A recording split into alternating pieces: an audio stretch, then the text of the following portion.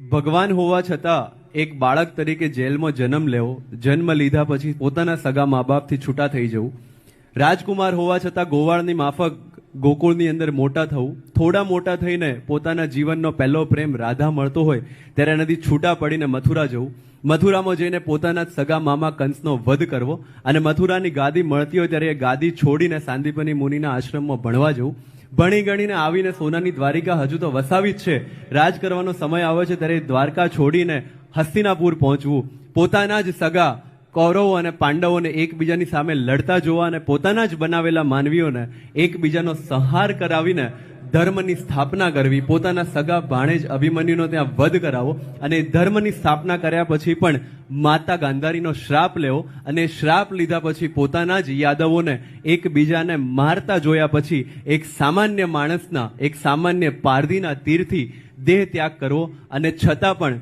આખા મહાભારતમાં, આખા ભાગવતમાં આપણને કૃષ્ણ વિષાદ યોગ નથી મળતો અને એટલે જ એ પુરુષમાંથી પૂર્ણ પુરુષોત્તમ બની શક્યા છે. અને મને આ વ્યક્તિત્વ, આ પ્રતીક, આ કૃષ્ણ એટલા માટે ગમે છે કારણ કે બીજો કોઈ ભગવાન કે બીજો કોઈ આરાધ્ય કે બીજો કોઈ ઈષ્ટ આપણને નાચવા, ગાવાનું, વાંસળી ફૂંકવાનું કે રાસલીલા રચવાનું કહેતો જ નથી. તમામ લોકો મૃત્યુ પછીની વાત કરે છે. આ એક જ ભગવાન છે કે જે જીવન કઈ રીતે જીવવું એની વાત કરે છે. અને એના ઘણા બધા સ્વરૂપો છે. આપણી પાસે બાલકૃષ્ણ છે, આપણી પાસે યુવાન કૃષ્ણ છે, આપણી પાસે રાજાધિરાજ કૃષ્ણ છે, આપણી પાસે મીરા જેની આશિક છે એ કૃષ્ણ છે, અને આપણી પાસે રાધાના પ્રેમમાં જે દીવાનો છે એ કૃષ્ણ છે. અને એટલે એ એના અખિલ સ્વરૂપોમાંથી આપણે કદાચ કોઈ એક સ્વરૂપને પણ પામીએ, કારણ કે એક જ પામી શકાય છે. સુરદાસનો કૃષ્ણ ક્યારેય મોટો થયો નથી અને મીરાનો કૃષ્ણ ક્યારેય નાનો હતો નહીં. એ દરેકનું એક સ્વરૂપ છે, જે સ્વરૂપે એમણે કૃષ્ણને પૂજ્યા છે અને કૃષ્ણને પામ્યા છે. અને એટલે એ પૂર્ણ પુરુષોત્તમના માત્ર એક અંશથી પણ જો સાક્ષાત્કાર થઈ જાય તો કદાચ બેડો પાર ઉતરી જાય. પરમ પૂજ્ય માધવપ્રિય દાસ સ્વામીજીએ બહુ સારું ઉદાહરણ આપ્યું કે ઘડો જે છે એ પાણીની અંદર જતો રહે તો પાણી, સમંદરના પાણીમાં અને ઘડાના પાણીની વચ્ચે એક ઘડો છે, એક શરીર છે, પણ એ શરીર જ છે જેના કારણે આપણે પરમ પ્રાપ્તિ સુધી પહોંચી શકીએ. શરીરમ ખલુ ધર્મ સાધનમ આપણા વેદોએ કીધું છે. એ શરીરનો ઉપયોગ કરીને જ એ ભજન માર્ગે ચાલીને જ આપણે ચાલવાનું છે. પણ કન્ફ્યુઝન ક્યાં આવે છે? ખબર બધી છે, થતું નથી. અને થવા માટે આ પ્રકારના કાર્યક્રમ, આ પ્રકારનો સત્સંગ, સંતોનો સત્સંગ અને ભક્તિભાવ જરૂરી છે. મારા માટે એ માત્ર એક સાધન છે પોતાના મનને એકાગ્ર રાખવાનું, એકચિત્ત રાખવાનું. ત્યાંથી જ ભક્તિભાવની શરૂઆત થાય છે. હું વંદન કરું છું તમામ લોકોને કે જેમણે સંસારનો ત્યાગ કર્યો અને ધર્મની સ્થાપના માટે, ધર્મના સંવર્ધન માટે પોતાનું આખું જીવન અર્પી રહ્યા છે. પણ એક સામાન્ય માણસના જીવનમાં પ્રશ્ન એ થાય કે અમારે પ્રાપ્ત કરવું હોય તો સંસાર છોડ્યા વગર. પણ આપણી પાસે એવા પણ ઘણા બધા ઉદાહરણ છે. આપણી પાસે કબીર છે. એ કબીર ક્યાંય કોઈ યુનિવર્સિટીમાં ગયા નથી, એમણે સંસારનો ત્યાગ ક્યારેય કર્યો નથી. એનાથી વધારે સારું ઉદાહરણ છે રાજા જનક, કે જે પોતે છે રાજા, પરંતુ પાછળથી ત્રેતા યુગમાં જ્યારે કૃષ્ણ ભગવાને અર્જુનને ગીતા સંભળાવી એના પહેલા સતયુગમાં અષ્ટાવક્રએ જનકને અષ્ટાવક્ર ગીતા સંભળાવી છે. એ સંસારીને સંભળાવી છે. તો એનો મતલબ એ છે કે જનક થવા માટે એનું તમામ અભિમાન, એના રાજની ઈચ્છા, તમામ એની એષણાઓ, ઈચ્છાઓ, આકાંક્ષાઓ મૂકી દેવી પડે. સામાન્ય માણસની જેમ હળ જોતરવા પડે, જમીન ખેડવી પડે અને સીતા જેવી દીકરી પણ પ્રાપ્ત થાય અને અષ્ટાવક્ર પાસેથી ગીતા પણ પ્રાપ્ત થાય. પણ એ રાજા થઈને હળ જોતરવાનું કામ કરવું પડે. કહેવાનો મતલબ એ છે કે આપણને આપણા પરમ પૂજ્ય સદગુરુ સંતો જે ઉપદેશ આપે છે એ ઉપદેશનું જો 1% પાલન કરવામાં આપણે ફોકસ કરીએ. અહીંયા બેઠેલા તમામ માતા પિતાને ચિંતા હશે કે 10 વર્ષ 15 વર્ષ પછી મારું બાળક શું કરશે, લાવો મને અત્યારથી મહેનત કરવા દો, ભેગું કરવા દો, એફડી કરવા દો, સેવિંગ એકાઉન્ટમાં પૈસા જમા કરવા દો. મને એમ કહો આજથી 10 મિનિટ પછી, અત્યારે 10 મિનિટ પછી શું થવાનું છે આમાંથી કેટલાને ખબર છે? ચિંતા આપણે 10 વર્ષ પછીની કરીએ છીએ. અને એ ચિંતા કરવામાં, બાળકના ભવિષ્યની ચિંતા કરવામાં, બાળકના ચારિત્ર્યની ચિંતા કરવાનું આપણે ભૂલી જઈએ છીએ. સદભાગ્ય છે કે ગુરુકુળ જેવી સંસ્થાઓ છે કે જે હજુ પણ આ કાર્ય શિક્ષણની સાથે થઈ રહ્યું છે, કે જ્યાં માત્ર શિક્ષણ નહીં પણ મૂલ્ય શિક્ષણ આપવામાં આવી રહ્યું છે. પણ માતા પિતા તરીકે આપણે એ પણ વિચારીએ કે કદાચ જો ભવિષ્યમાં 10 વર્ષ પછી 15 વર્ષ પછી એફડી નહીં હોય તો ચાલશે, પણ એ 10 વર્ષ કે 15 વર્ષ પછી હું ન હોઉં તો મારું બાળક એ રસ્તા ઉપર એકલું ચાલવા માટે સક્ષમ છે કે નહીં, એની પૂર્વ તૈયારી આપણે કરવી પડશે. મારા ઘરમાં મારા મમ્મી પપ્પા પાસે ફૂટી કોડી પણ નહોતી મને ભણાવવા માટે. એમણે ક્યારેય મને પૂછ્યું નથી કે તારે શું ભણવું છે ને ક્યાં ભણવું છે. મેં કીધું છે કે મારે આ કરવું છે ને એમણે કીધું કે તું કર. આજે આપણે 2 ફૂલ છોડ લાવીએ, એક વરંડામાં ઉગાડીએ અને એક રસ્તા પર ઉગાડીએ, થોડી થોડી કાળજી બંનેને આપીએ અને પછી બધું ફોકસ વરંડાવાળા ઉપર શિફ્ટ કરી દઈએ અને 10 વર્ષ પછી એ છોડમાંથી ઝાડ થઈ જાય અને પછી તાવતે જેવું એક વાવાઝોડું આવે તો કયું ઝાડ બચશે અને કયું પડશે? જે રસ્તા પર છે એ બચશે, જેને બહુ કાળજી આપી છે એ પડી જશે, કારણ કે એને ટાઢ તડકો અને છાંયડો જોયો નથી. જ્યારે બહાર રસ્તા ઉપર જે ઉગ્યું છે એ ઉગેલું રહેશે, કારણ કે એણે જીવનની તમામ સમસ્યાઓ જોઈ લીધી છે. એનું બેસ્ટ એક્ઝામ્પલ એ છે મહાભારતમાંથી કે જ્યારે અશ્વત્થામાને આટાનો ગોળ પીતા જોઈને ગુરુ દ્રોણ દોડ્યા કૌરવ સભામાં પહોંચી જાય છે કે મારા દીકરાને બધા સુખ આપો, મારી સેવા હું કુરુરાષ્ટ્રને સમર્પિત કરું છું. એ વખતે અશ્વત્થામાને આટાનો ગોળ પીતો જોઈને ગુરુ દ્રોણે પોતાનો તમામ વેલ્યુઝ સંસ્કાર સાઈડમાં મૂકી અને કૌરવ સભાને આશ્રિત થઈ ગયેલા પોતાના બાળકની ભવિષ્યની ચિંતા કરીને એની જગ્યાએ જો એ આટાનો ગોળ પીને સંતોષ કઈ રીતે માનવો એ અશ્વત્થામાને શીખવાડ્યું હોત તો કદાચ મહાભારતનો ઇતિહાસ અને ગુરુ દ્રોણનો ઇતિહાસ અલગ હોત. ભવિષ્યની ચિંતા કરવા કરતાં ચારિત્ર્યની ચિંતા કરીએ. આપણે બાળકને પાંખો તો છે એની પાસે, આપણે સમાજ તરીકે માત્ર એને આંખો આપવાની છે. અને મને કીધું કે અહીંયા ઘણા બધા યુવાનો પણ બેઠા છે, એ યુવાનોને પણ મારી વિનંતી છે કે આપણે ખૂબ ઉપર ઉડીએ, જેટલી પ્રગતિ કરવી હોય એટલી કરીએ, પણ એ ઉડવું અને એ પ્રગતિ જે છે ને એ આકાશમાં ચગતા પતંગ જેવી છે. એ પતંગનું ભવિષ્ય માત્ર ત્યાર સુધી છે જ્યાર સુધી એ દોરી સાથે જોડાયેલું છે. એ દોરી સાથે જ્યાર સુધી જોડાયેલી છે ત્યાર સુધી જેટલા ઉપર જવું એટલા ઉપર જવા માટે સ્વતંત્ર છે, પણ એ દોરી જો તૂટી જાય તો એ પતંગનું શું થાય એ આપણને બધાને ખબર છે. ક્યાંક કોઈક ગટરમાં હશે, ક્યાંક કોઈક ઝાડ પર હશે, ક્યાંક ફાટી જશે, ક્યાંક કોઈક ગાય ખાઈ જશે.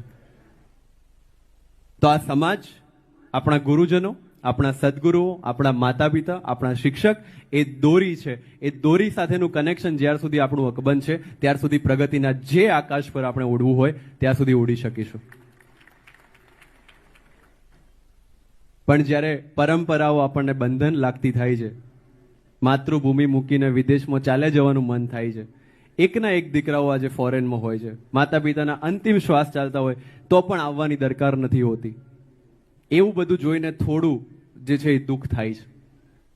ત્યાં થોડું હજુ કામ કરવાની જરૂર, વિદેશમાં જવું જરૂરી છે, પ્રગતિ કરવી જરૂરી છે, પણ પોતાના મા બાપની સેવાના ભોગે નહીં.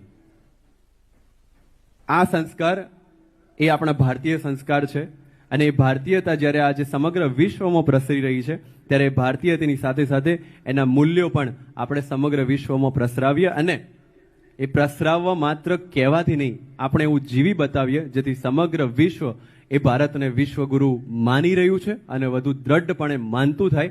એવા પ્રયત્નો આપણે સર્વે મળીને કરવા પડશે, આપણે બધાએ સાથે મળીને ચાલવું પડશે. અને જેમ આપણા માનનીય પ્રધાનમંત્રી શ્રી કહે છે કે એક માણસ જો એક ડગલું ચાલે તો આ દેશ જે છે એ 125 કરોડ ડગલા એક સાથે આગળ કૂદી શકે છે, વધી શકે છે, પ્રગતિ કરી શકે છે. ફરી એકવાર શરદોત્સવમાં જે પ્રમાણે આને આપણે લીલા કેમ કહીએ છીએ ખબર છે? કારણ કે લીલામાં એક પ્રકારની નિરંતરતા છે, એક પ્રકારની કન્ટિન્યુટી છે.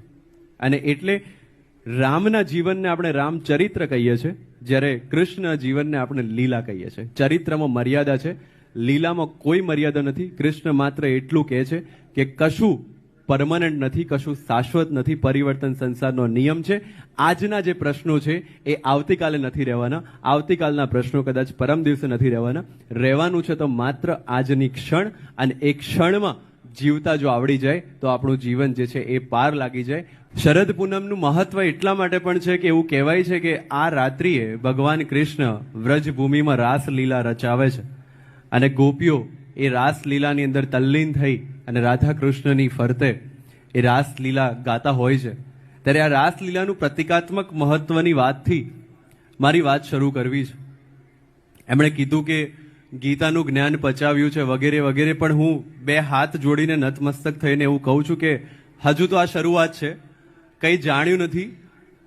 માત્ર ને માત્ર પ્રયત્ન એ જાણીને જીવનમાં ઉતારવાનો છે.